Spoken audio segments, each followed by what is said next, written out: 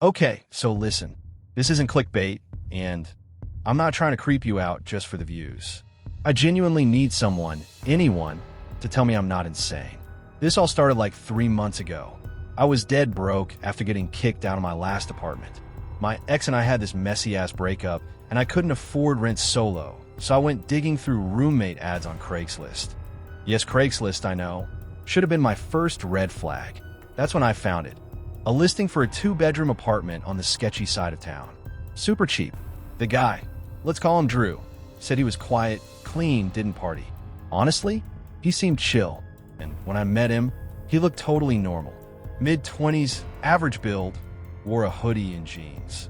The kind of dude you'd walk past on the street and not think twice about. The apartment wasn't great, but whatever. I was desperate, so I moved in. First week, totally fine. We made small talk about work, food, video games, basic stuff. I even started to feel lucky. Finally, a normal roommate. But by the second week, things started to get weird. One night, we were watching some random Netflix show on the couch, and out of nowhere he goes, "So, did you ever get another dog after Buster died?" I froze. Now, Buster was my childhood dog, like from when I was 8. He died when I was 12. I never told Drew about him. Hell, I don't even have any pics of Buster on my socials. I asked him, "How do you know that name?" He just shrugged and said, "You must have mentioned it." I didn't. I knew I didn't, but I let it slide. Fast forward a few days. I'm making ramen at 2 a.m. because I'm trash, and Drew walks into the kitchen half asleep, rubbing his eyes. He mumbles, "You still dream about that house on Lantern Drive?" I nearly dropped the damn pot. Lantern Drive was the name of the street I grew up on. Not just the town, the exact street. I never told him that either. Now I'm on edge. I start going through every convo we've had in my head, thinking maybe I did tell him those things. Maybe I was high or drunk or something. But I'm not even a big drinker, and I hadn't touched anything recently. So yeah, I got paranoid. I started noticing other little things, like how he always seemed to be awake when I was asleep, or how my bedroom door, which I always shut at night, would be cracked open in the morning. Once, I swear I heard whispering in the hallway around 4 a.m., but when I got up, the apartment was dead silent. Lights off. Drew's door closed. Then there was the desk. He had this old-ass wooden desk in his room, and I'd seen him lock one of the drawers before he left for work. No big deal at first. We all got private stuff, right? But after everything else, that locked drawer started gnawing at me. I wanted to know what was in it. So, last week, Tuesday, I think, he told me he'd be gone overnight visiting family out of town. As soon as he left, I went straight for his room. I feel like an idiot admitting it, but I straight up picked the lock with a paperclip. I don't even know how I pulled it off, but it popped open after a few tries. What I found inside made my stomach drop. There were stacks of paper in there. Old, yellowed notebook pages. I picked one up, and I swear to God, it was in my handwriting. It took me a second, but I recognized the words. It was from my diary, from when I was 12. I haven't seen that thing in over a decade. I don't even know what happened to it. I moved like 4 times since then. But there it was. My clumsy little boy handwriting. The same goofy way I used it out my eyes with little circles. I flipped through the pages. It mentioned my dreams, my crushes, the day Buster got hit by a car. Stuff I hadn't thought about in years. And then, in the bottom of the drawer was a USB stick, labeled, "I made you up." Yeah, read that again. I didn't even know what to do. My heart was pounding, palms sweaty, just full panic mode. But I plugged it into my laptop anyway. There was one folder. Inside it, hundreds of text files, all titled by date. The weird part? The earliest date was months before I moved in. I opened the first one. It said, Day 1. Subject appears stable. No memory of origin. Believes fabricated childhood. I opened another. Subject responds emotionally to implanted memory triggers. Lantern Drive successful. Will test next phase soon. And another. Subject shows increased suspicion. May discover the truth soon. Contingency plan required. At that point, I yanked the USB out and just sat there frozen. Was this some messed up experiment? A prank? Mind games? Or worse, was Drew not real? Was I not real? I swear I heard the front door unlock. Even though Drew wasn't supposed to be back till the next day. I slammed the drawer shut, ran to my room, and locked the door. And I just sat there back against the wall all night listening. He never knocked, never said a word, but I could hear him moving around, like he knew. And here's the messed up part. The next morning, when I opened my door, the drawer was locked again, and the USB? Gone. I wanted to confront him. I wanted to scream in his face, "What the hell are you doing? Who are you?" But I couldn't. I just couldn't. I felt like if I opened my mouth, something would break, like my mind would snap in half. So I pretended. I acted normal. Ate breakfast with him like nothing happened. Laughed at some dumb meme he showed me. I even asked how his trip went. His trip that never happened, by the way. He didn't go anywhere. There was no suitcase, no Uber ride, no out-of-town family. He just said he got tired and came back early. But the way he smiled at me, it wasn't right. It was the kind of smile that said, "I know you know." So I made a plan. I packed a bag that night. Just essentials. Wallet, phone, clothes, laptop. I wasn't even going to sleep. My plan was to dip around 4 a.m. while he was out cold. But when I opened my bedroom door, he was already standing there. Just standing in the hallway. Completely still. No light. No expression.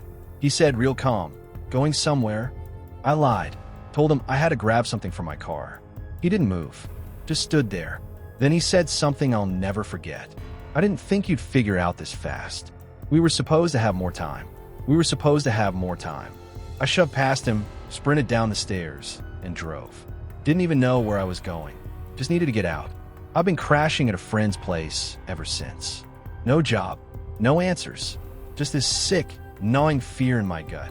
And here's the thing that keeps me up at night. I called my mom the day after I left. Told her everything. Asked her if I had a diary when I was a kid.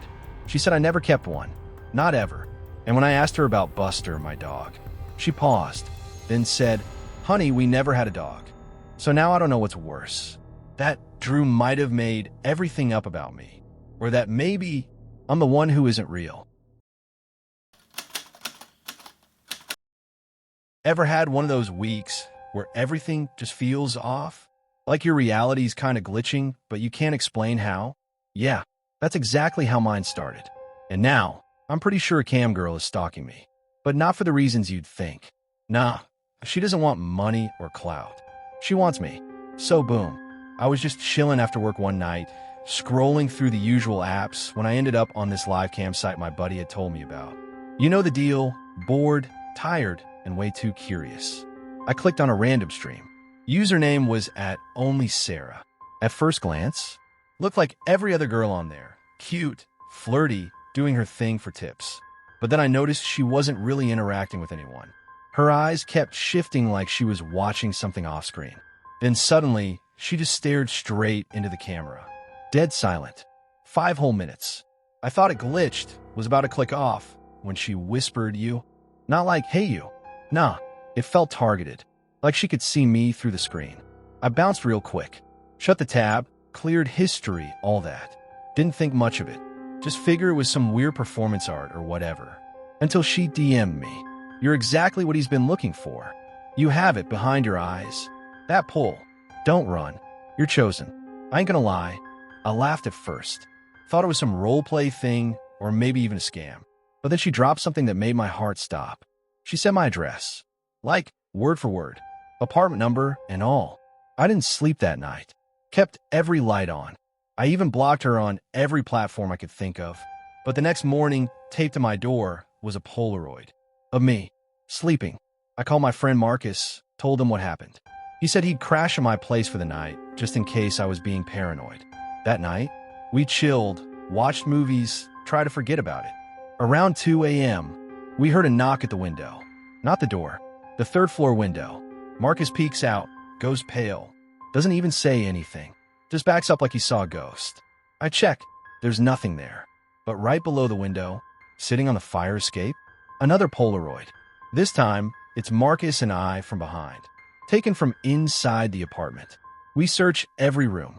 Nothing. Doors still locked. No broken windows. But that's when Marcus finds the crawl space above the hallway closet. Wide open. Inside, candles, a red scarf, and another photo of me. But this one looked wrong, like my face was blurred out and replaced with something else. Almost like smoke or static. Next day, Marcus is out. Says this is above his pay grade. and I don't blame him. I start digging, trying to figure out who this Sarah chick really is. No social profiles. Her campsite account? Deleted. Like she never existed. But then, I hit a weird subreddit, some old thread from 2 years ago titled, "Anyone else followed by the cam girl from It Only Sarah?" The top comment said, "It's not just her. She's working for him. The man behind the drug." Further down, someone posted what looked like a journal entry, talking about a psychologist named Dr. Rennervoss, an experimental shrink from the 90s who vanished after being accused of human testing. Guess what he was trying to invent? A drug that could let you leave your body. Not like sleep paralysis or dreams, but actually access another realm. Said it only worked on people who had what he called the clean channel. Folks whose brainwaves synced perfectly with a veil between dimensions. Guess who apparently fits that bill? Yeah, me. So now I'm deep into this rabbit hole, reading all this disturbing info on Dr. Rennervoss, the veil, and this so-called clean channel thing. My head's spinning. Every post I click feels like it's written by people just like me.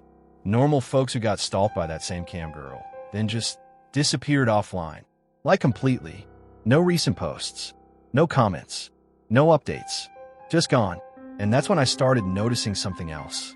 The more I read about it, the more I started experiencing things. At first, it was just little stuff. Hearing static when no devices were on. Feeling dizzy every time I passed a mirror. Lights flickering for no reason. Even my phone screen would glitch when I opened the camera, but only when I was alone. Then came the dreams. I'd wake up drenched in sweat, heart racing, with the same image burned into my head. Sarah, standing over me. Not seductive, not human, just staring. Her eyes were black voids, and her smile was too wide for her face. Behind her, a man, shadowy figure, long fingers, lab coat. I couldn't see his face, but I knew it was Voss. And the wildest part? He was smiling too. 3 days later, I get a knock at the door. No one there. Just a box. No label. No return address. Just my name. Handwritten. I take it inside, already panicking, right? I open it slowly, expecting I don't know, a camera, another photo, maybe something worse. Inside, a mirror. Small. Old. Like a compact, but with weird carvings on the back. As soon as I touched it, my ears rang. Like, painfully. I dropped it immediately, but it didn't break. And when I looked into it, I didn't see myself. I saw my room, but empty. No furniture. No lights. Just static crawling along the walls like vines. In the back corner, that same shadowy man. Just standing there, unmoving. I couldn't take it anymore. I went back online and DM'd the last active user from that subreddit. Told them everything. They responded. One message. If you've seen him, it's too late. She's already marked you. I asked what that meant. No reply. Account deleted 5 minutes later. Around 3:17 a.m., I wake up to this humming noise. Deep, low-frequency stuff you feel in your teeth. I look up, and she's in the corner of my room. Sarah. Not through a screen. Not in a dream. Here.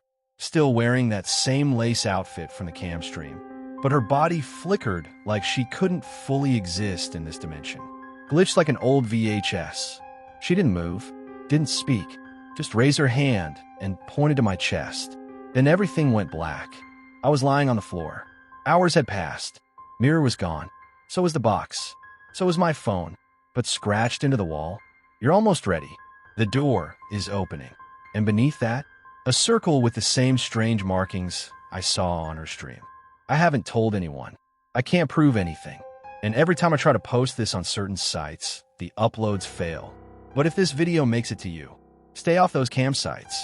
Don't click on streams that don't make sense. And for the love of everything, if a girl named At Only Sarah whispers your name, don't watch till the end. After that night, after I blacked out, I started noticing stuff was changing not just around me, but in me. Like my reflections weren't syncing up right. I'd move, but my reflection would hesitate, like it was lagging behind. Sometimes I'd walk past a mirror and swear I saw myself smiling when I wasn't. And my apartment? It didn't feel like my place anymore. I'd hear faint whispers in the pipes. My lights would flicker in patterns. It wasn't random, almost like Morse code. I even tried recording it, but every time, the footage got corrupted or just turned to white noise. A week later, I get this call. Blocked number. At first, nothing. Just static. But I don't hang up. Then I hear a voice. Not like before. It wasn't seductive or eerie. It was calm. Like she was talking to herself.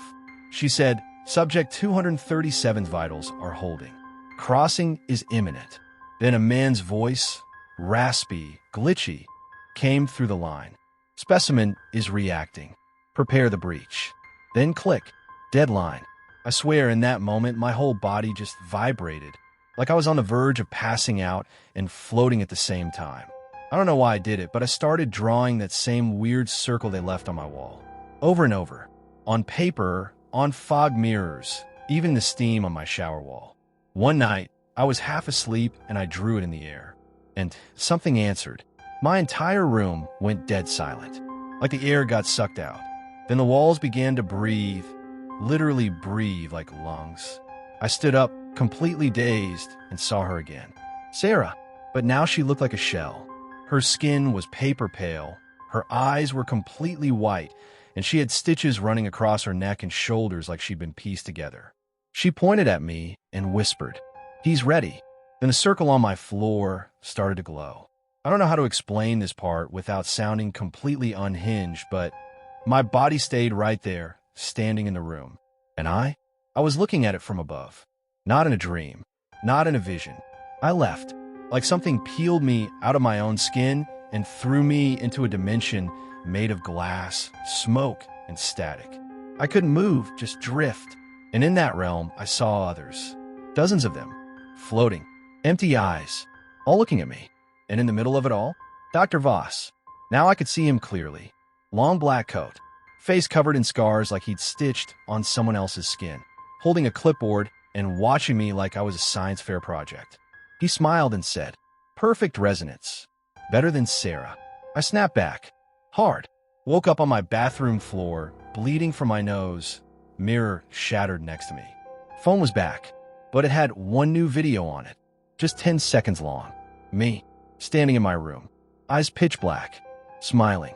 And in the background, that damn symbol. Glowing. Since then, nothing's felt real. I don't sleep.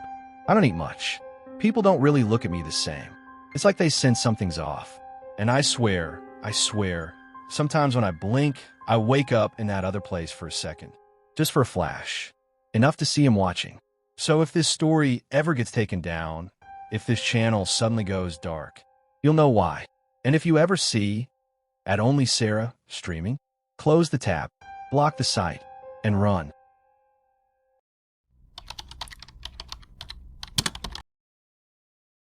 So, this is a story I haven't told anyone in real life. Like ever. Not even my closest friends. I don't know if it's 'cause I'm scared people won't believe me, or if saying it out loud will make it real again. But I need to get it off my chest. Okay, so last year I moved into this old apartment in a sketchy part of town. Super cheap rent, no credit check, no crazy landlord interviews.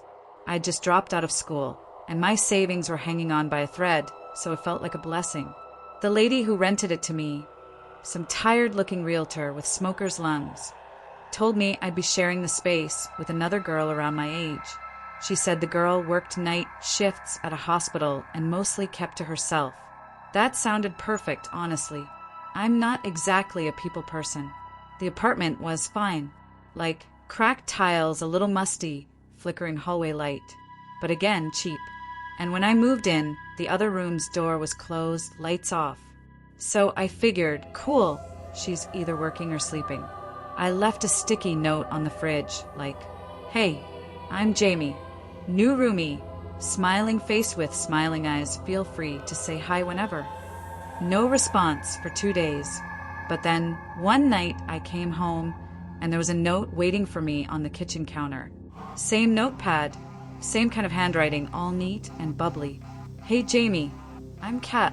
Sorry I missed you. Been working back-to-back shifts. Hope you're settling in okay."